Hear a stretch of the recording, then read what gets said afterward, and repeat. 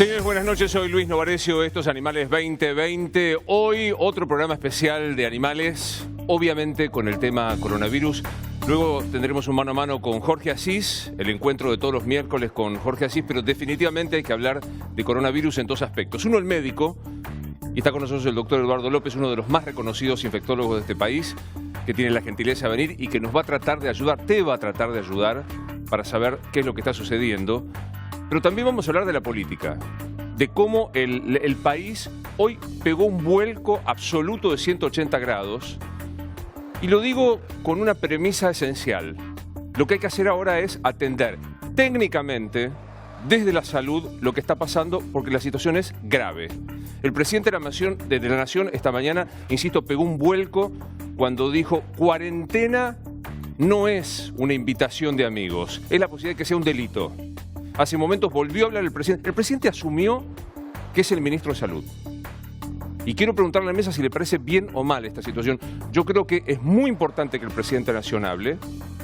Ahora, me parece que hay que reconocer que se actuó por lo menos con una cierta desidia, con frases como "no va a llegar nunca el coronavirus". Me sorprendió que llegara tan rápido y que hoy obliga a que el presidente de la Nación saque el Código Penal para decir: el que no cumpla la cuarentena corre el riesgo de ser imputado de un delito.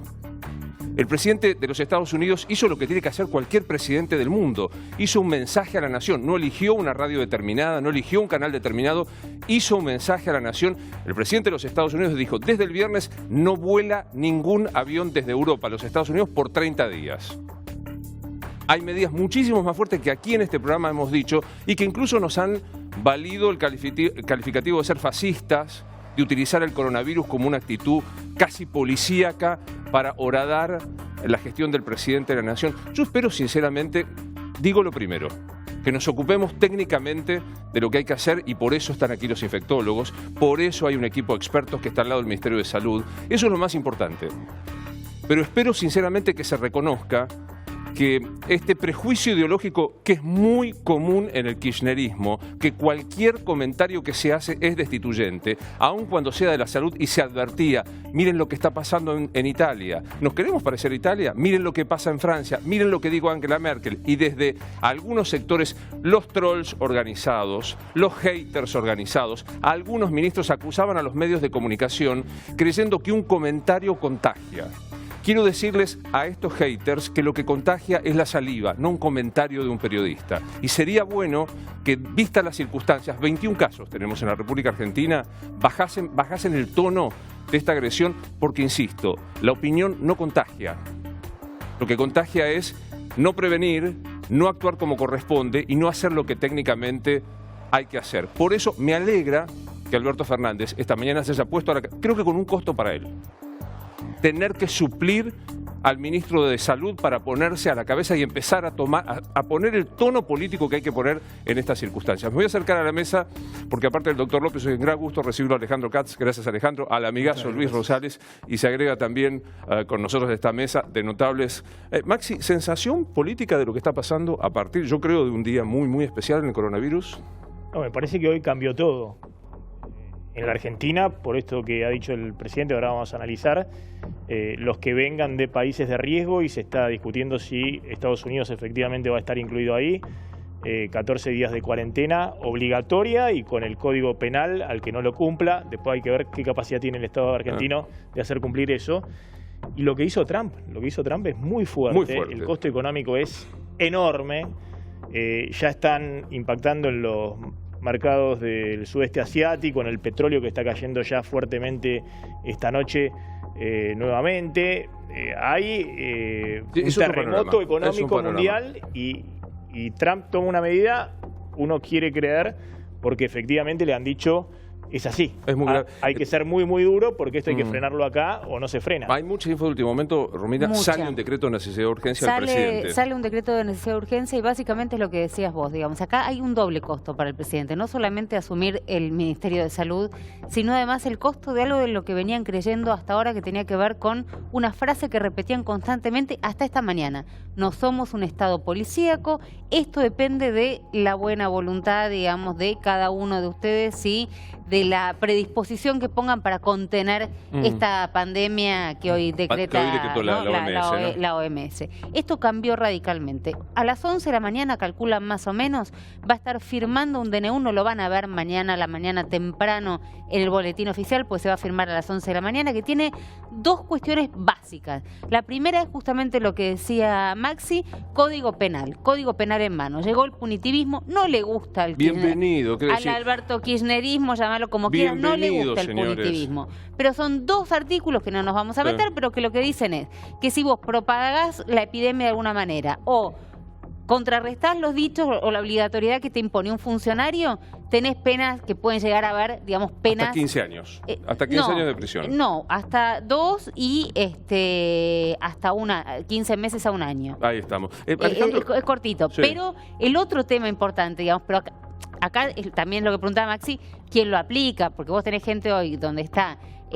con penas domiciliarias y nadie chequea ni tiene la menor idea qué pasa. No importa. Pero con ese criterio vos decís, no apliquemos una pena al robo porque se sigue robando y no hay controles. Pero quiero decir, me parece que es interesante salir del ámbito de la buena voluntad y de la solidaridad general. ¿Cómo viste esta reacción, Alejandro?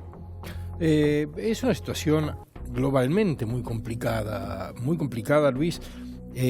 Porque están jugando muchas cosas, están jugando miedos atávicos, lo que viene de Oriente, lo que viene de un mundo desconocido, lo que es transmitido por animales oscuros, se juega el miedo a la globalización y a una sanción moral de la globalización, un mundo que se achica y que de pronto produce esto, y eso se encabalga con discursos antiglobalizadores como los de Trump y otros líderes mundiales. Se suma a un ralentizamiento de la economía mundial que viene de hace tiempo y que da la sensación de un mundo trabado, estancado, etc. Quiero decir, se suma a una serie de malestares y temores que empiezan a desdibujar la posibilidad de entender qué es cada cosa. Y entonces estamos construyendo entre todos una situación que puede derivar en problemas que trasciendan la epidemia y que se conviertan en problemas políticos. Claro. El límite, la autocontención para que la epidemia no sea un argumento político en el peor de los sentidos es importante tenerla y muy difícil de encontrar. Doctor López, pregunta torpe. ¿Cómo estamos? Hoy tenemos 21 casos diagnosticados, una treintena en análisis y ninguno aparentemente autóctono. Digamos, ¿estamos en una situación como para empezar a tomar medidas más drásticas? Hoy vamos a repetir algo que usted decía en la radio. Me parece que no hay que esperar a que se produzca la gran Italia. Hay que empezar a tomar medidas más fuertes. Argentina tiene 21 casos importados. Diríamos, no tenemos ningún caso autóctono. Esto que parece, diríamos, algo que no es, parece desapercibido, es un tema crucial porque significa si uno no tiene caso autóctono, es que el virus, por ejemplo, no tiene expansión comunitaria. Pero también es cierto que si yo sigo aumentando la base de importados, en algún momento va a haber un pasaje a autóctonos a la comunidad. Entonces, en esa ecuación no hay que esperar a tener 500 o 1000 casos para poder hacer medidas firmes. Entonces, ¿cuál es la idea? Se han escalado varias medidas en las últimas 24 o 48 horas, muchos debido al comité de expertos que hemos insistido con esto. Por ejemplo, la cuarentena domiciliaria de 2 semanas. Ahora se hace como un carácter punitorio. Esto puede sonar bastante antipático o bastante fascista, si uno quiere, pero hay 3 cosas en la pandemia que yo quiero hacer recordar a la gente. Primero, en toda pandemia, el agente que produce la enfermedad, en este caso un virus, no está en los libros de texto. Eso significa que no sabemos cómo actúa ni cómo va a seguir. Claro. La segunda, en toda pandemia se toman medidas antipáticas, a veces odiosas, de sentido común, que no están por ahí totalmente respaldados por un criterio científico. Y el tercer punto, que es muy importante, en toda pandemia hay que generar cosas para comprar tiempo, no para ganar tiempo, para comprar tiempo. Es muy importante estas últimas 2 cosas que dicen. Incluso son exageradas las medidas científicamente, pero lo que hay que hacer es proteger, digamos, adelantarse, dar un paso hacia adelante. ¿Se sabe qué va a pasar con espectáculos públicos, Nacho? Digamos, ¿qué va a pasar con esto? Bueno, está en evaluación la situación. ¿Por qué? Porque también está el tema económico, Luis. El gobierno está analizando y está tratando de acotar las cancelaciones, sabiendo que el sector sector privado está también muy cerca del tema. La idea inicial de Alberto Fernández, que era restringir solo los espectáculos con gran afluencia de extranjeros, el musical o alguna obra teatral, me parece que va quedando de lado y ya la recomendación va a ser más fuerte, más estricta. Todavía no hay una determinación concreta. ¿Y clases, Romina? ¿Se sabe qué va a pasar con clases? Esto hasta ahora no se sabía. El viernes a la tarde va a haber una reunión del ministro de Educación Trota con los ministros de Educación de todas las provincias. En principio no hay ninguna determinación, pero lo que te dicen todo el tiempo, y acá el doctor lo debe saber, es: esto te lo digo hoy, mañana no lo sé. El viernes hay reunión de ministros. El viernes hay reunión de ministros y lo que van a decidir es cómo contienen esto, pero no tienen pensado, por el momento dicen que no hay ningún indicador que obligue a tomar la determinación de suspender las clases. ¿Tiene lógica esto, Doc? Tiene bastante lógica en este sentido. Casi todas las medidas de los países que tratando de hacer lecciones aprendidas a nosotros, una de las medidas que casi unánimemente se han tomado es suspender las clases primarias, secundarias y universitarias. ¿Por qué? Sobre todo la escuela primaria y secundaria, porque aparentemente da la sensación que los chicos se enferman poco, prácticamente no hay mortalidad en los chicos, pero son transmisores del virus, diríamos, sin síntomas. Y eso es un punto importante. España lo ha hecho, Italia lo ha hecho, ha hecho Francia. Paraguay, ¿no? Paraguay, pero Paraguay. Claro. Paraguay tiene un problema ahí que cabalga, y no voy a discutir hoy Paraguay, pero tiene un colapso del sistema por dengue, básicamente. El sistema nacional está colapsado por dengue. Yo voy a Paraguay a dar clases seguido y lo conozco bien eso. Entonces, esto es una medida, diríamos, que uno tiene que tenerla muy, muy cerca cuando decide escalar las medidas. O sea, a ver si lo entiendo. Hoy pareciera que usted diría que recomendaría no está dada la circunstancia para suspender las clases, pero no hay que descartarlo en un plazo yo creo que primero cuando aparezca el primer caso autóctono, yo ahí soy bastante enfático, creo que no es bueno con la lección aprendida que nosotros esperemos a tener muchos casos autóctonos para decir, bueno, ya estamos en etapa. Creo que hay que llegar a mucho antes de los 2.000 casos de España o de los 2.000 casos de Francia. Yo creo que cuando uno tiene circulación comunitaria, creo que se justifica el cierre de las escuelas. O sea, con un caso autóctono es una alarma para encender, para decir... Absolutamente. Si usted tiene un caso autóctono, le van a aparecer mucho más. Pero ¿cuál es el problema? Cuando aparece un caso autóctono, empiezan a aparecer los brotecitos. 3 miembros de una familia, 4 miembros de otra familia, y ahí se expande, y ahí es donde no podés manejar adecuadamente la circunstancia. ¿Qué pasa con shows? Digo, teatro, lo que planteaba recién Nacho, teatro común y corriente. Hoy me contaron que un productor de la radio fue al Teatro San Martín, no había nadie, que es una entrada popular, que va mucha gente, no había nadie, la gente decidió no ir. Teatro, viene un espectáculo de música ahora, recitales, ¿qué hay que hacer? No, eso está bien demostrado. Este es un virus de enorme transmisibilidad e infectividad en espacios cerrados con acumulación de densidad poblacional. ¿Cerrados, abiertos? No, abiertos tiene mucho riesgo, pero si uno abierto como una cancha de fútbol, están a 60 centímetros, la chance es exactamente igual. Habla, canta en el gol, estornuda, eso es exactamente igual. La distancia de 1,50 m es una distancia bastante aceptable. En España, por ejemplo, los bares tienen las mesas, se las han distribuido distintas, están 1,50 m, por ejemplo, 2 metros. Junto con esto, está un tema que es la cultura de nosotros, de la cultura, porque hay ciertos hábitos culturales y sociales que uno tiene que cambiar en estas pandemias. Por ejemplo, no se va a poder compartir el mate, por ejemplo. No nos va a poder saludar con un beso. No vamos a poder ¿Y ya ahora conviene no compartir el mate? Yo creo que estamos muy cerca, realmente, de empezar a tomar alguna medida porque estas son las que se llaman medidas de tipo individual. Ya que estamos muy cerca, arranquemos, doctor. O sea, Sí, la verdad, yo digo, claro. está con un sector punitivista acá, quiero decirle. Somos los fascistas, somos de los que, por ejemplo, cuando vimos, hoy me sorprendió ver al presidente de la Nación dando clases, no sé cómo vieron. Sí, no, muy raro. ¿Cómo viste, Luis, lo del Y presidente que va a porque- dar clases a la Facultad de Derecho, en su cátedra de Teoría del Delito creo que va a dar, rodeado de gente, abrazado? En el mundo entero están protegiendo a los líderes. Sobre todo, generalmente el liderazgo está asociado con edad, digamos. Uno llega al máximo cargo, a los más altos cargos, a cierta edad. Son los más vulnerables. El Papa en cajita de cristal, la Merkel, cuentan ahora que Erdogan, el presidente turco, no se acerca a nadie si no tiene una cámara infrarroja para ver si tiene temperatura o no. Nadie se puede... El presidente turco anda con un señor con un termómetro infrarrojo. Con un termómetro infrarrojo, entonces, a ver, puede, no puede. Bueno, son mecanismos. Ahora, ¿Qué se sabe de Bolsonaro, Luis? Porque la versión es que Bolsonaro... medio interesada la noticia, porque Bolsonaro estuvo con un señor que está en cuarentena por si acaso. Entonces Bolsonaro podría estar también en esa circunstancia. Ahora, una cosita, Luis. Es impresionante lo que está pasando. Somos testigos de un acontecimiento que tiene la magnitud. Hay que retroceder hasta la Segunda Guerra Mundial para que se registre una alteración tan impactante en la vida de todos los habitantes del planeta, Luis. Todos. La medida de Trump de hoy, vos imagínate las consecuencias prácticas que tiene. ¿Viste esa app que te muestra los vuelos? Sí. ¿Vos viste el enjambre que es De cantidad de vuelos. cruzando el Atlántico Norte? Chau. Eso es increíble. Recordemos que desde el viernes no vuelan por 30 días ningún avión desde Europa a los Estados Unidos. A mí me sorprende. Sí. No, te quería decir, esa es una decisión claramente sumamente radical que toma el presidente Trump, pero mañana dentro de este DNU que va a anunciar Alberto Fernández, probablemente haya algún anuncio, no sé qué información tiene Nacho, pero me dicen que puede venir acompañado finalmente de algún anuncio. Deciden que cualquier extranjero que venga de los países, de los 8 o 9 países donde tienen casos autóctonos, directamente tienen que ir a esta cuarentena, estos 14 días, y no tener ningún tipo de contacto.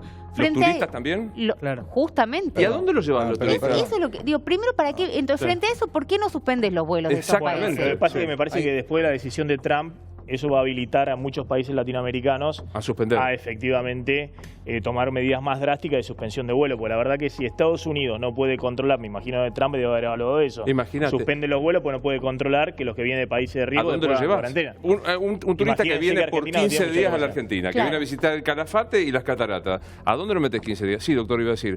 Pregunta, Desde ¿conviene punto de suspender vista- los vuelos? Primero, desde el punto de vista técnico, el argentino que viene de viaje de tal lugar, el turista tiene el mismo capacidad de contagiar si viene de tal lugar, no hay alternativa. Técnicamente, si usted hace cuarentena obligatoria para los argentinos, desde el punto de vista técnico, Sí. es inexorable que usted tenga que hacer lo mismo con los turistas si vienen de Italia. Claro, no tiene Bueno, sentido. Eso fue ya no motivo de tiene ningún discusión, sentido. Luis. Claro, exacto. Bien Pero temprano cuando déjeme Alberto- terminar porque Sí. quiero aplicarlo. Esto es un tema que esto se ha planteado en el comité de expertos, Claro. ¿está claro? Esto se ha planteado porque es una de las dudas que nosotros tenemos Claro. en este aspecto. Es una medida muy antipática y no fácil de tomar, pero técnicamente si usted le hace cuarentena a los que vienen del Véneto y vienen los turistas del Véneto, Es lo si usted mismo. no lo hace, Claro. el riesgo Es lo mismo. no lo Ahora, reduce de Luis, forma Luis, significativa. hoy fue Sí. motivo de discusión este tema. Alberto Fernández, cuando habla bien temprano y se pone en el modo ministro, sorprende a varios funcionarios. Cuando llegan algunos funcionarios a la Casa Rosada, leen lo que dijo Alberto Fernández, algunos dicen, pero esto no se puede aplicar. ¿Qué vamos a hacer con los extranjeros? Algunos no tenían, digamos, claro qué se podía hacer, qué alcance podía tener. O sea, vos decís, ¿qué herramienta jurídica tenés para Claro, aplicarlo? exactamente, O sea, ¿cómo haces porque- para que eso se haga efectivo? Entonces, por eso se está Sí. demorando el decreto, Luis, Sí. porque están evaluando el La tema de la letra visa chi- especial. Bueno, ahora vamos La a ver un letra poco el chica. tema de los deportes con Claro. Romina, porque hubo idas y venidas. Sí, Gustavo. No, que me parece importante justamente este tema, es decir, que nosotros estamos muchas veces acostumbrados a leyes o decretos literarios. Sí, Es claro. decir, que tienen una fuerte expresión deontológica de algo, normativa de lo que debe ser, pero después cuando ves las herramientas que tenés para aplicarlo, son 2 clips y una caja de fósforo, digamos, con lo cual, primer tema. Segundo, retomando lo que se dice acá, ¿no? A uno le gustaría lo ideal, que por supuesto la realidad no es lo ideal, pero es decir, el respaldo científico de las decisiones.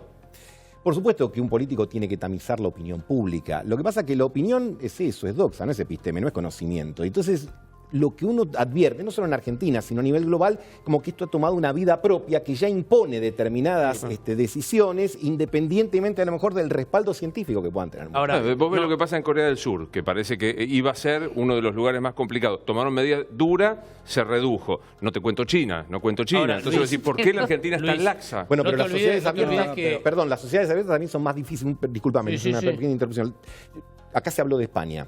España el 8 de marzo celebró con 200.000 personas convocadas Sí, por el señor. gobierno el Día de la Mujer. Día de la Mujer. Y al día siguiente suspendió las clases. Mm. Vos decís, Claro. ¿cuál es el criterio para tomar una decisión neutra? Valencia recién hoy, después de Suspendió la falla. 15 días, suspendió la falla te famosa, pero olvides tenía que- 15.000 personas en la plaza Sí. del Ahora, ayuntamiento. quiero preguntarle esto al doctor López, para entenderlo. Italia es lo que no hay que hacer. Parece ser como el modelo de lo que no hay que hacer.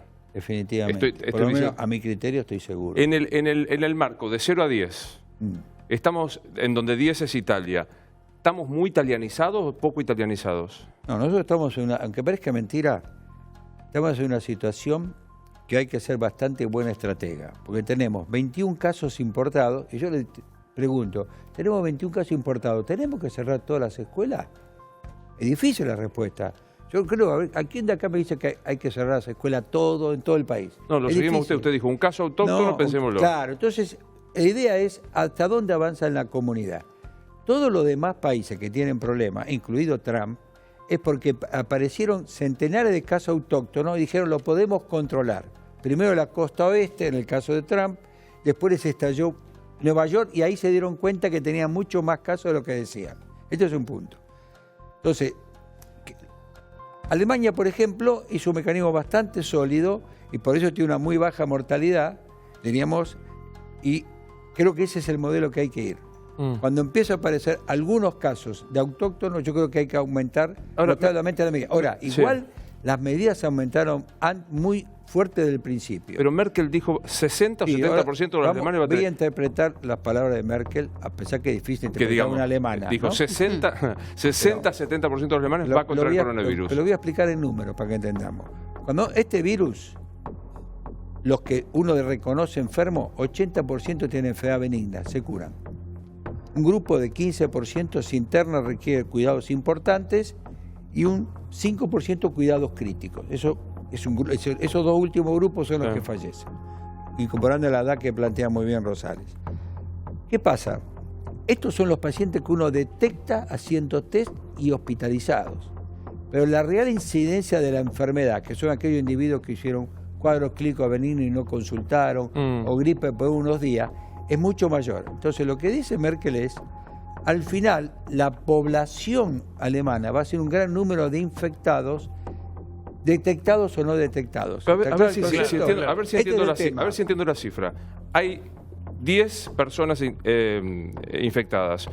80% se cura. Absolutamente. O sea, después hay 5% que es los más graves. Que los que fallecen con una mortalidad muy alta, 49%. Que son los más grandes. Los más grandes, los que tienen comorbilidad, etc. ¿Y el otro 15% quién es?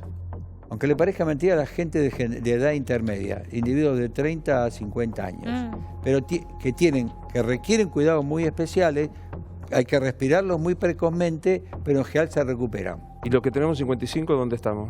Ahí está ahí en el... ¿Para qué pregunto? Si no había ninguna necesidad. Pero no estás en el 5, Luis. Claro. No estás en el 5. ¿Estoy en el 15?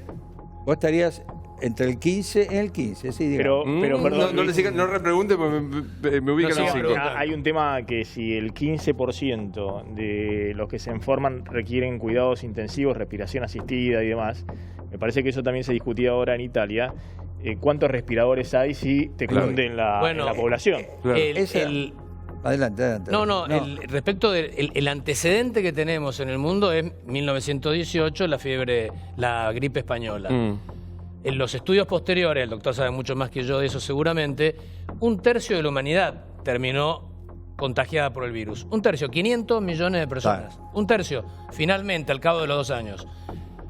Cifras en proporción, valores actuales, 2.000 millones de personas. Te agradezco el aporte. 2.000 millones de personas. Ha sido lindo verte. Vos sabés, Primera Guerra Mundial, todos los líderes terminaron, el emperador alemán, el primer ministro inglés, el presidente de Estados Unidos con gripe. Enfermos. Todos con gripe. Sí, Alejandro, quiero enseguida que hablemos sobre el tema espectáculos deportivos. Sí, doctor, por supuesto. Un minuto que es para entender muy bien lo que dice él del colapso del sistema sanitario de Italia.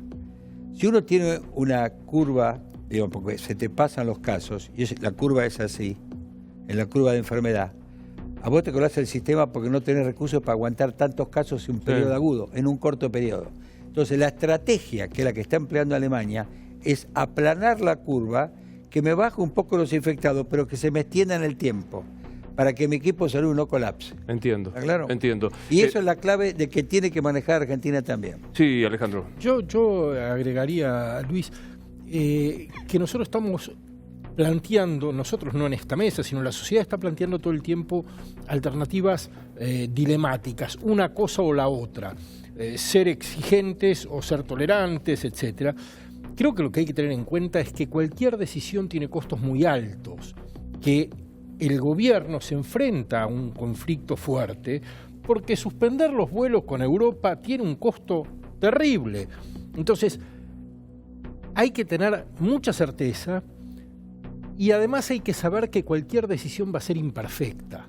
No hay una solución ideal. Una solución que retrasa la propagación de la epidemia va a tener costos mayores en la economía que van a afectar a la sociedad a futuro. Quiero decir, es una situación de equilibrios inestables y precarios. Ah, claro. Entonces, Romina, buscar sí. la respuesta definitiva y única no sirve, no Claro. hay una. Decime qué pasó con el tema de espectáculos deportivos, porque hay una gran discusión de qué se puede hacer, qué no, comunicados que fueron y vinieron. No sé si me lo vas a creer, pero es la respuesta oficial del Ministerio de Deportes. Salió un primer comunicado donde decía que a partir, no sé si lo tenemos por acá. Ahí está. Bueno, se ve Ahí está. bárbaro. Ahí lo vemos. ¿Lo ven ustedes? Sí, ¿O son- en pantalla se va a ver perfectamente. Sí. Que Yo ando decía, sin lo tenés acá a anteojos. mano, sí. Sí, que a partir del mes de marzo se van a suspender competencias, giras, y todo lo que tenga que ver con eventos deportivos que se vayan a desarrollar en la República Argentina. Este fue el comunicado que salió temprano, perfectamente, firmado, sí. ahí está, firmado por la secretaria de Deportes, Inés Arrondo. Dicen que se escuchaban los gritos del ministro Matías Lamens desde cualquier lado, porque no era lo que él había hablado con el ministro Ginés González García. Entonces, fuera de lo que estamos hablando, digamos, de la crisis, de la pandemia, acá hay un manejo que no se termina de entender. Una secretaria que aparentemente, yo te doy la versión oficial, dicen desde el ministerio de Lamens, se cortó sola, error de tipeo, error de tipeo literal, y se morfó, ¿no? ¿Se entiende? Un párrafo entero donde decía que efectivamente se suspenden durante el mes de marzo siempre y cuando se trate de delegaciones extranjeras que vengan a la Argentina. No voy entendiendo. O sea, se escribe un comunicado en medio de la crisis del coronavirus para decir qué cosa se suspende y se olvidan de mecanografiar. Y el ministro Lamens habla con el ministro Ginés González García. El ministro Ginés González García dice que se suspendan todas las actividades que impliquen la llegada o la interacción con delegaciones extranjeras. Perfecto. Lamens le dice a la secretaria, escribí esto y sacamos el comunicado. La secretaria tiene un error de tipeo, después él te puede contar si hay una interna en la Secretaría de Deportes, y el error de tipeo hace que salga como que se suspenden todas las actividades. Tienen que salir a aclararlo rápidamente, y sacan un segundo comunicado donde aparece el párrafo que aparentemente la secretaria de Deportes se habría equivocado y no habría puesto, y entonces se explica que no son todas las actividades por el momento, puesto puede cambiar minuto a minuto, pero que son las actividades que impliquen la llegada de delegaciones extranjeras. Yo no me creo error nada. De tipeo. No me creo nada. Es imposible. ¿Qué pasó ahí, Nacho? Sumo a lo que dice Romina. Ese es un comunicado interno, pero es en modo resolución. ¿Esto qué quiere decir? Es importante, Luis. Esto lo miran varios estamentos antes de que sale publicado. O sea, varios funcionarios menores, de menor rango, pero que lo supervisan y se fijan que lo que quiera realmente sacar la Secretaría de Deportes sea la decisión y la voluntad. Con lo cual, apoyo lo que dice Romina. A mí me contaron que la interna es brutal porque desde el primer momento la secretaria de Deportes, Inés Arrondo, tuvo un perfil demasiado alto, no se alinea con el ministro, no responde al ministro, dicen. Y como ocurrió lindo en este momento caso, para tener interna, un lindo momento para hacer interna. ¿Pero quién presionó para que excluyeran a todos los espectáculos, salvo que venga alguien del exterior? No, en realidad el asunto fue este. Los partidos de Copa Libertadores iban a estar involucrados en este decreto. Entonces, ¿qué pasó? La Conmebol vio ese comunicado, llamó a Matías Lamens. Matías Lamens transmitió la comunicación al presidente y el presidente, evidentemente, la voluntad no era esta. Entonces, sacaron la comunicación aclaratoria que dice Romina. Ya que estamos en el deporte, digo, las eliminatorias a este paso no van a darse, porque si los jugadores argentinos que están en Europa tienen que ir a cuarentena. Bueno, hoy dijo el ministro de Salud de la ciudad, de Buenos Aires, en Radio La Red, dijo que no vengan. Yo escribimos un artículo justamente de esto. Los jugadores que vienen de las zonas que hay circulación tienen que hacer la cuarentena. Italia, o si no, tenés que chequearlo con estudios para saber seguro que no tiene el virus. Enseguida vamos a estar con Jorge Asís en el mano a mano que hacemos siempre los miércoles. Ya está allí sentado. Quiero desde ya preguntarle primero cómo está viendo lo que está sucediendo. Hola Jorge, gracias por estar con nosotros. ¿Cómo estás vos, placer. hermano? ¿Te animás con un adjetivo para describir lo que pasa con coronavirus en este momento? con un adjetivo, mi erudición es bastante relativa respecto a las pestes. Conozco la de Camus, claro, conozco la fiebre amarilla, desde el punto de vista estético, pero es muy poco lo que yo pueda aportar desde el punto de vista técnico. Sí me parece que, con una audacia infinita de mi parte, me atrevo a cambiarte el eje de la discusión. Ok, enseguida me voy a sentar a cambiar el eje de la discusión. Yo voy a insistir con el coronavirus. Consecuencias económicas para Argentina en un día difícil hoy, Maxi, de vuelta. Fue un día que el riesgo país se acercó a los 3.000 puntos, récord histórico desde el año 2005. Es decir, están liquidando los bonos de la deuda argentina, eso derrumba la cotización de los bonos, dispara el riesgo país. Hubo devaluaciones en todos los países de la región. En la Argentina el Banco Central pudo salir a comprar un poquito de dólares, tiene totalmente control del dólar oficial. Se le ampliaron un poco las brechas con los dólares alternativos, porque evidentemente hay empresas que están dispuestas hoy a dolarizarse con un dólar de 87, 88 pesos, que es el contado con liquidación, una operatoria que hacen comprando acciones o bonos que cotizan también en Nueva York y tienen los dólares afuera. Pero el impacto va a ser enorme y va a ser muy grande el impacto sobre países que tienen muy pocos instrumentos de política económica en este momento para poder contrarrestarlo, como es el caso de Argentina. Y el impacto, para que se entienda, este es un shock de oferta. Es decir, cuando Trump suspende, por ejemplo, los vuelos de Europa a Estados Unidos, inmediatamente hay cientos de miles de personas que están en empresas que van a tener pérdidas multimillonarias, va a haber suspensión de personal. Ese shock de oferta en algún momento se transforma en un problema de demanda, es decir, se van a despedir fuentes de trabajo, van a caer los ingresos, va a caer el consumo, va a caer la inversión. Lo que están haciendo todos los países del mundo es aplicar una serie de políticas para tratar de contrarrestar eso. Básicamente los países latinoamericanos están devaluando, se les cae el precio de sus materias primas porque el mundo les compra menos, entonces suben el dólar para tener más ingresos en dólares. Otros países están dando estímulos fiscales. En Estados Unidos Trump anunció que van a bajar impuestos. Hay una discusión en el Congreso norteamericano si en realidad no tienen que aumentar el gasto público, aumentando los subsidios al desempleo. Es decir, todas políticas que hoy son muy difíciles de aplicar para Argentina. Argentina no puede mover el dólar porque se le dispara la inflación. No puede bajar impuestos porque al contrario, está subiendo impuestos porque tiene un problema de déficit fiscal grande. No puede aumentar el gasto público porque está controlado por el FMI en la renegociación de la deuda. Y finalmente, la única política que puede hacer la Argentina y que están haciendo algunos países, que es bajar la tasa de interés para tratar de estimular el crédito y esa vía sostener un poquito el consumo, y es muy acotado. Argentina tiene una tasa de interés que ya bajó bastante en relación a la inflación, y si la baja mucho más, por ahí se le disparan los dólares alternativos.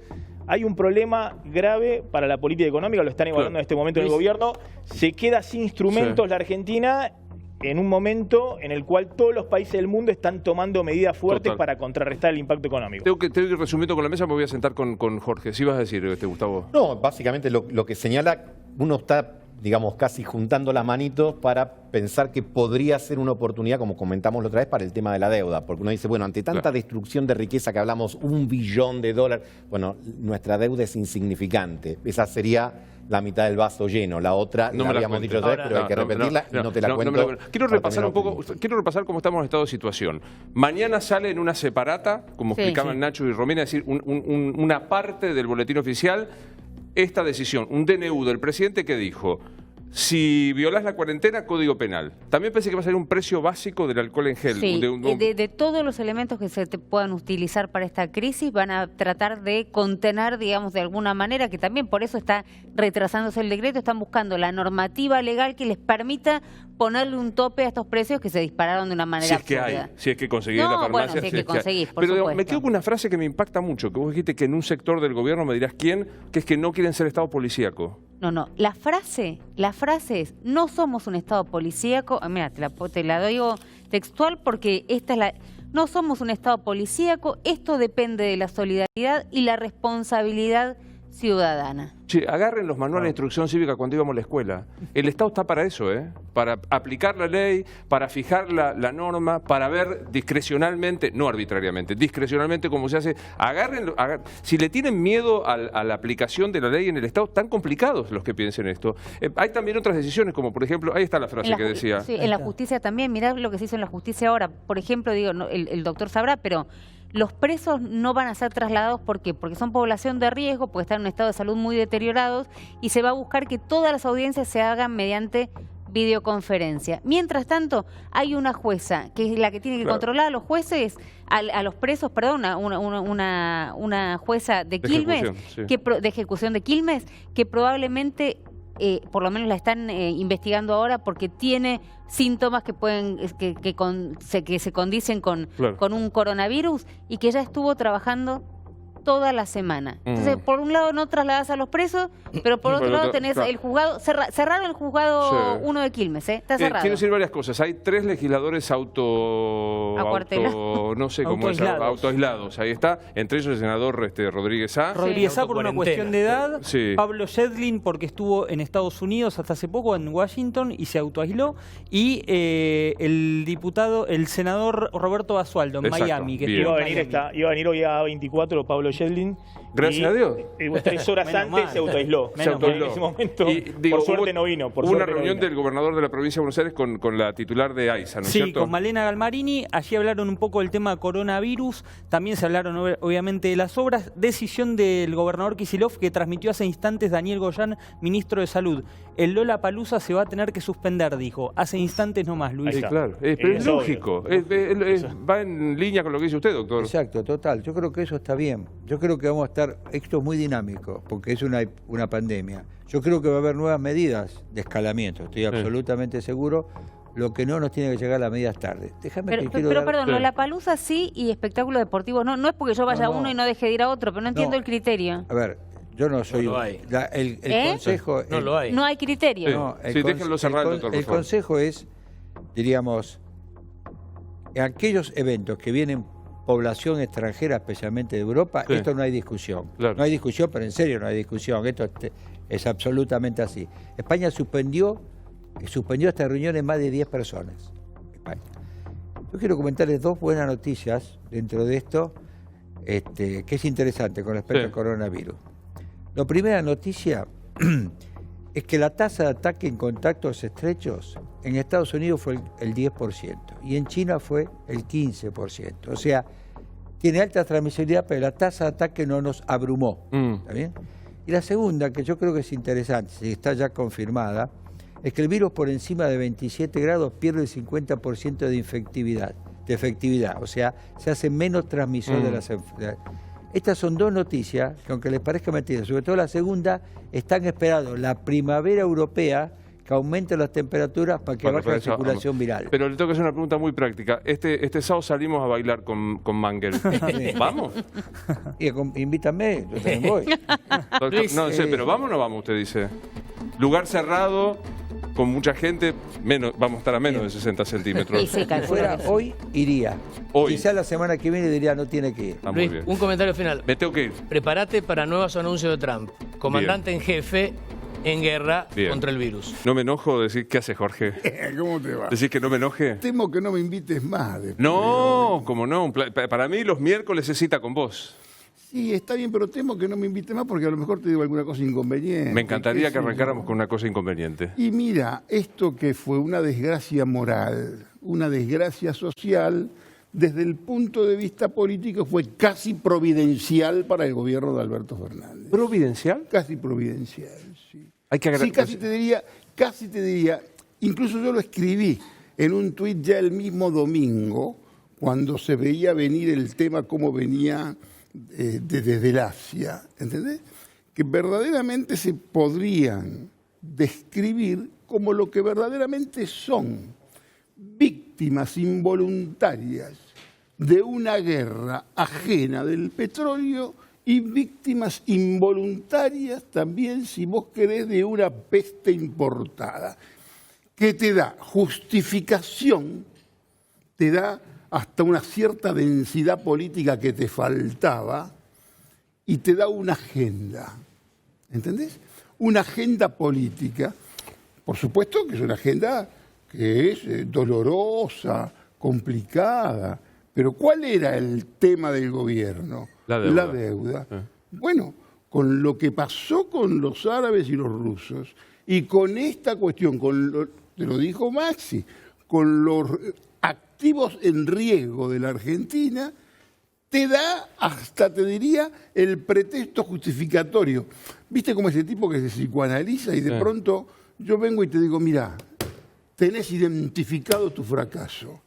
Tu problema es este y este. Y hoy esto me parece que lo pueden llegar incluso hasta aprovechar. Porque les da... Me importa, a mí que lo que me diga me importa nada. Pero te van a sacar, te van a decir, Jorge está diciendo que el coronavirus le vino bien como para...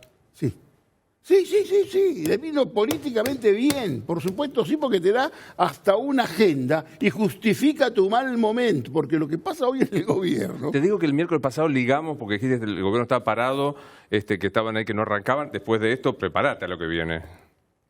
Pero bueno, por lo menos le dio una posibilidad de arranque con esto, pues se pusieron a contar muertos, a hablar de riesgo y este tipo de cosas. El gobierno estaba parado, la cuestión... con la deuda estaba trabada. El gobierno no arrancaba. Y hay razones, ustedes recién hablaron algo, hay ministros que no tienen relación con sus segundos. ¿Cuál fue el gran error de estos muchachos? Digamos, vos podés lotear un gobierno de forma vertical. Cuando lo loteás de forma horizontal es un desastre. ¿Alberto tiene un gobierno loteado? Por supuesto que es un gobierno loteado de gente que tiene que ver con otros espacios y que no hay conducción, no termina de tener una agenda propia. Cuando yo te digo que esto por lo menos le permite un poco de respiración, algo que pasa concreto. Tenemos que contar estas cuestiones, que bueno, que por supuesto que es atroz.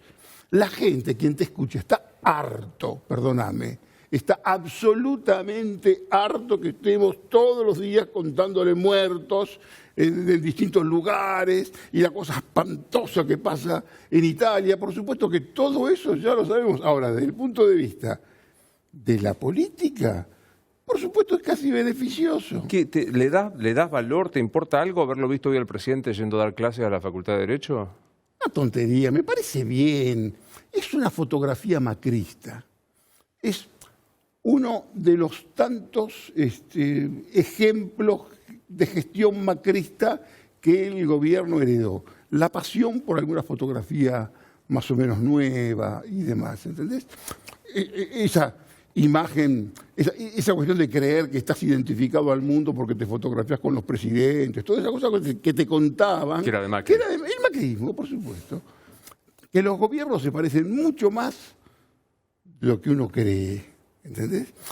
Por ejemplo, en este momento que el gobierno de Alberto amagaba con ser tan malo como el de Mauricio, de pronto no es para entusiasmarse, no creo que lo supere, pero que amagaba... Estás bravo hoy, ¿eh? No, hermano, no es nada bravo. Le dijiste fotografía macrista a lo que el presidente va a dar, yo creo, clase a la Facultad de Derecho para decir sigo en contacto con la realidad. Me parece muy bien. No quieras conmoverme con eso, Novarecio. Por favor, me parece importante, como es importante que jueguen al fútbol, esa idea que tiene el político de creer que el hombre que está tiene que identificarse con él. Todos sabemos todo. Este es un país de veteranos de guerra en serio y sobrevivientes de muchas batallas para que puedas impresionarlos con este tipo de cuestiones. ¿Qué es lo que tiene? Y esto me parece que Alberto lo tiene que explotar más. Hay un acompañamiento de la sociedad en un momento terrible que le toca vivir. Aprovechalo. Aprovechalo porque estaba sin agenda, con un gobierno que se te descascaraba mal, ¿entendés? Sin arranque, sostenido fundamentalmente por el efecto comparativo, que era de la forma en que se sostenía Macri con el efecto comparativo con lo anterior. Ya estoy harto de eso, hermano. Acá venía a demostrarme vos qué es lo que sabés vos, qué es lo que tenés para decir, no que sos mejor que el que se fue. Eso me tiene harto. No te pregunto de lo técnico médico, porque me pasa lo que vos dijiste al comienzo. No sé nada de medicina. No, digo, si aprovecharon el arranque políticamente. ¿Lo viste arrancando a partir de la crisis del coronavirus? Por lo menos tiene una agenda que le permite mantener una cierta iniciativa, que estaban sin iniciativa, consumido por cuestiones internas, discusiones y amagues permanentes. El tema de la deuda viene mal, venía mal, ahora está un poco peor. Argentina, el plan B es el default. Pero digo, aclárame por qué decís que viene mal y estaba mal y viene peor. Porque viene mal, porque de pronto, bueno, la negociación con el fondo, que no está terminada y demás, con los privados es un poquito más compleja. ¿Entendés? Al ministro le fue más o menos bien a partir de determinadas reuniones. El ministro aprende en las reuniones. Vos tenés un ministro que aprende a ser ministro en las audiencias. Está bravo, Jorge. Pero no es nada, esto lo escribo yo, esto lo trabajo. Lo sé, pero digo, le decís, gobierno que estaba parado, le dieron una oportunidad, una tragedia, como decía, una tragedia. Una tragedia te puede vertebrar. Si sos político... Claramente. Sí, claro, lo que pasa es que si todos se preocupan a ver cómo quedan en la estampita. Si yo estoy de asesor, aprovecha esto, pibe. Aprovecha esto, tenés justificado hasta tu fracaso. ¿Sabés qué importante es tener identificado el mal? ¿Entendés? El mal es por esto, en la Argentina. Lo que pasa hoy YPF vale casi nada, ¿entendés? Pero me quedo preocupado, digo, me imagino que el que te está viendo dice, ¿Guzmán está aprendiendo a ser ministro? Guzmán aprende en las audiencias a tratar, según mi información probablemente mala. Su primera reunión con Gramercy fue muy mal porque se puso a dar una clase de economía. Y acá no está para dar clases de economía. En las próximas anduvo muy bien con otros fondos, le fue más o menos bien, pero en realidad él tiene una palabra de su maestro que es la que todos repiten en voz baja, su maestro Stiglitz. ¿Cuál es? Es mucho más conveniente un default que un mal acuerdo. Casi estamos resignados y justificados que podemos irnos al default, pero bueno... Dos preguntas, digo. Te voy a corregir en una cosa que no voy a admitir que digas de tu mala información. Todo lo contrario. Digo, de tu buena información que recibís. ¿El riesgo de default es grande? Grandísimo, por supuesto. Casi hay una resignación. Casi hay como si estuviera hasta planificado. No hay otra alternativa. Porque no hay con qué pagar. Porque los activos en riesgo están bastante caídos, están desmoronados. Y esta frase que te digo que circula, es preferible un default más o menos a un arreglo malo. Y el arreglo va a ser malo. ¿Por qué? Porque hoy los bonos argentinos están 32, 33, quizá 35. Bajás un poquito más de 30 y estás en la zona buitre. Es lindo para los buitres. Que expliquemos a la gente. Cuando bajás esa cotización, los buitres van, compran y no te negocian nada y te van al juicio. ¿Qué cosa mejor tenés ahí, Gardelito, el ministro, como lo tiene el presidente? Es esta cosa, este momento terrible que nos tocó. Con mucho menos otros líderes políticos en la Argentina sobrevivieron. Y ese plan B del default, o del default, como quieras decirlo, ¿se ve con pesar, con preocupación, o lo ven de una manera, bueno, vamos a hacer la patriada? Ante la impotencia, ante la falta de alternativas, resignarte no es de pronto una mala idea, ¿entendés? Porque te das cuenta cómo viene el tema, no es que vas al default como consecuencia de un fracaso tuyo. Está la cosa como para que no te apuesten tan fácilmente por vos. Lo alienta la resignación. No sé si la resignación, pero es le ha tocado un escenario muy complejo a este muchacho, me parece que no está a la altura su gobierno de la magnitud de la crisis que tiene la Argentina. Contame, porque te leí, ¿qué pasa con Macri? Con Macri, su causa Correo y todo esto. Macri, digamos, todo se repite en versión grotesca o en versión comedia, ¿entendés? Yo tengo ahí un texto que en cualquier momento lo saco, que es el Correo, la Otesur de Macri. La OTE Sur. La OTE Sur de Macri, como, si vos querés, como imagen muy fuerte, pero en realidad tiene mucho que ver con todo eso. Vos escuchás en el macrismo esta frase que te va a sonar familiar. Con Mauricio solo no alcanza, sin Mauricio no se puede. Eso de la doctora. Por supuesto, es exactamente esa sensación que empieza y que va a ser seguramente candidato, como fue la doctora, el próximo año va a estar en el Parlamento. ¿Qué problema tiene hoy Mauricio?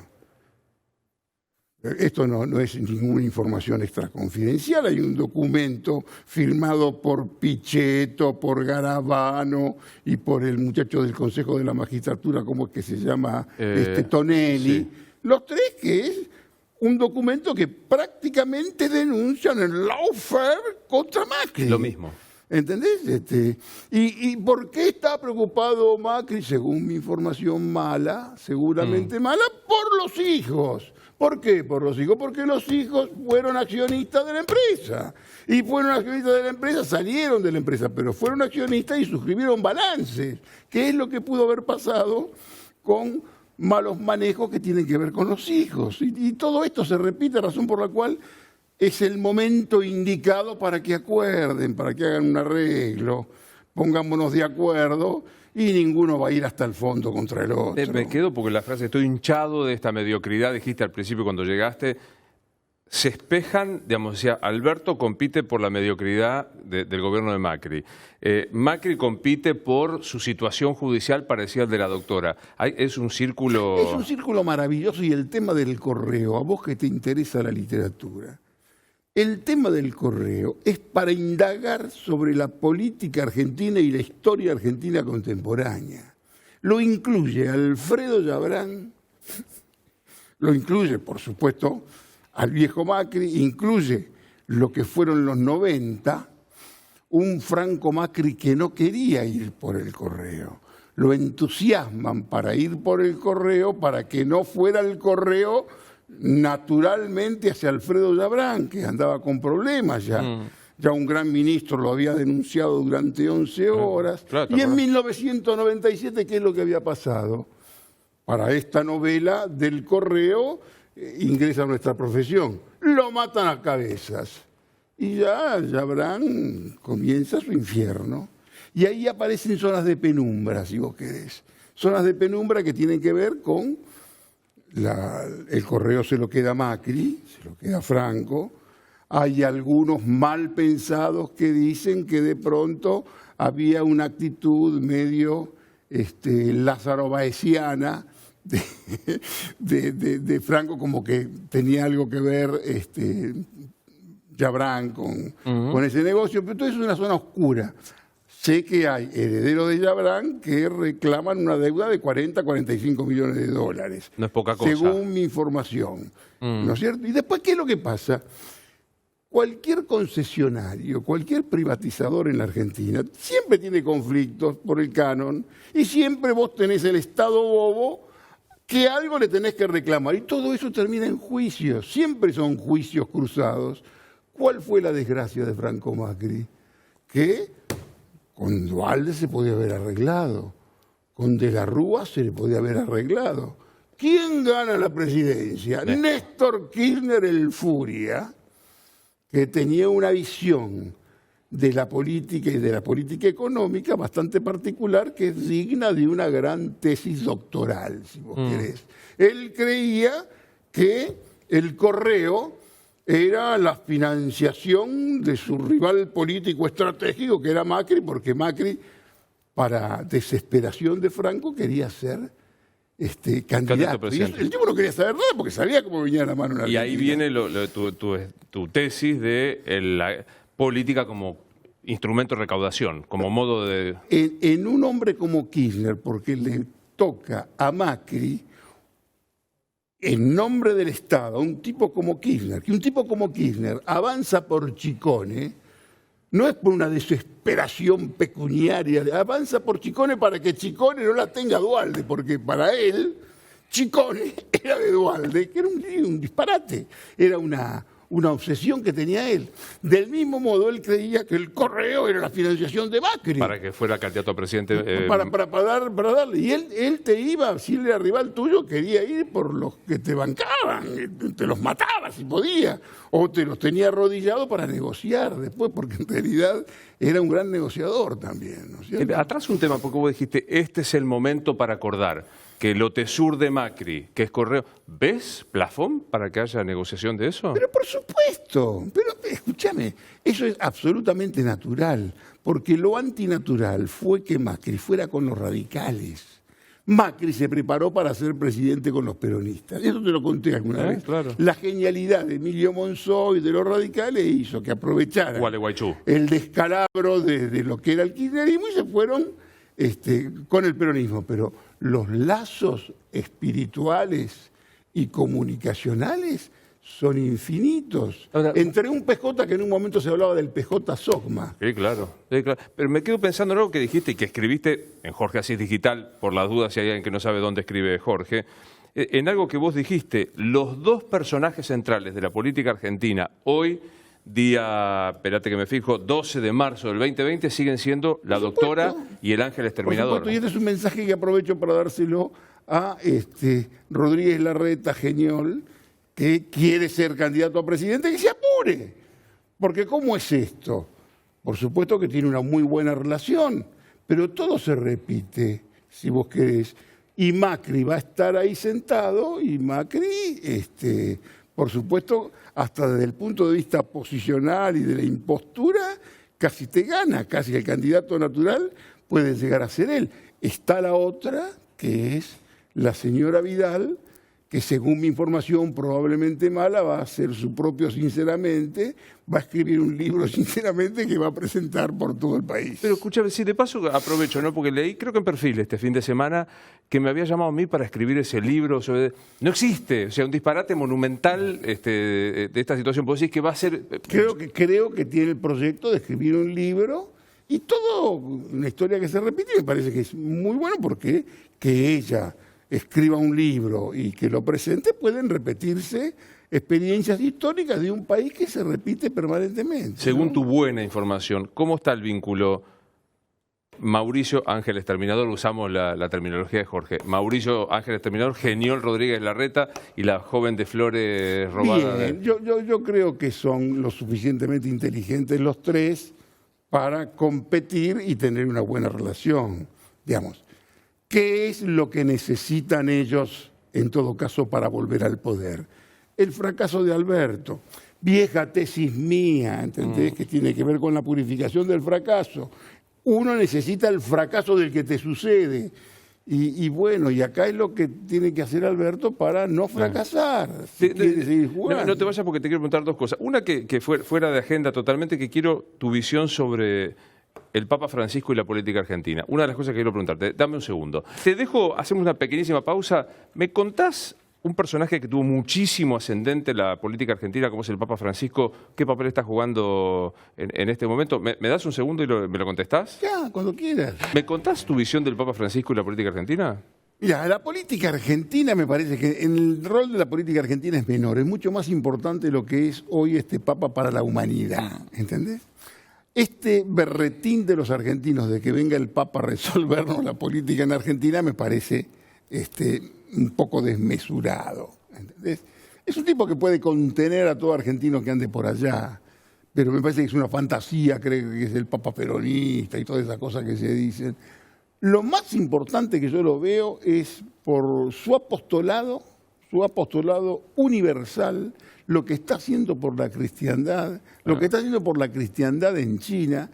Y la verdad, querido, hay que tener convicciones importantes para en este momento de Europa su primer desplazamiento sea a la isla de donde vienen todos los tipos que los quieren expulsar. ¿Entendés? A mí, yo sinceramente lo admiro y me parece que está cumpliendo un rol magistral. Yo creo que el chiquitaje nuestro de la política argentina no deja ver... No, si yo lo quiero meter en mi interna, no, querido. No, pero no deja ver la conmoción mundial que provoca. Pero por supuesto, lo que es él. ¿Sabe lo que es? Y, ¿cómo se llama la isla esta que fue? Lampedusa. A Lampedusa. Ir a orar ahí, a ese lugar. Hermano, me parece que es una señal en la Italia de Salvini, en la Italia en la Alemania de alternativa por verdaderamente, a mí me parece que es, para el argentino tiene que ser un motivo más que de orgullo, ¿no? Pero yo fui 4 o 5 veces a Italia en todo este tiempo, yo ni siquiera voy porque yo no hago política con la sotana, negro. La sotana, voy a las iglesias, me encanta y tengo una cuestión hasta energética, una relación hasta energética con la cuestión que es muy importante, pero no hago política con los curas. Me quedo pensando en lo que decía el bloque anterior respecto de Macri. La información que circula es que se presentaría diputado por la capital federal, no en la renovación porque no la hay del Senado. ¿Te parece que es el trampolín para que arranque la campaña? Sí, pero él tiene que limpiar muchas cosas que tienen que ver con su trayectoria. Sus grandes dificultades no las tiene tanto con gente de la política como con gente de la empresa. Empresarios que se sintieron muy, muy decepcionados, frustrados con él. Y esto... Creo que también hasta incluso el manejo de algunas cosas, por ejemplo el tema del correo, le dice, ¿cómo estuviste 4 años y no resolviste esto? ¿Y qué es lo que dicen algunos allegados, algunos de los familiares? Por Carrió, se tomó en serio el mensaje transparente de Carrió y en cierto modo quiso ser un presidente también transformador, casi como si eliminara todo lo que tuvo que ver con su identidad. Me queda un bloquecito más corto y quiero, en honor al comentario del miércoles pasado del gabinete tibio, el gobierno parado, preguntarte por el que vos llamás es el nietito, que si no sabes de quién se trata, dame un segundo que ya se lo pregunto. Ya te lo digo. No te dejo nada, ya volvemos. León Cafiero es el nietito. El nietito, me parece que son injustos con él. En realidad, así como lo insultaban a Marcos Peña porque no se atrevían a insultarlo a Mauricio Macri, hoy muchos se la toman con el nietito porque no se atreven a criticar al que prefiere que sea el nietito. ¿Te veo el miércoles que viene? Pero va a ser un gusto para mí. Esto es Animales 2020, soy Luis Novarecio, hasta la próxima.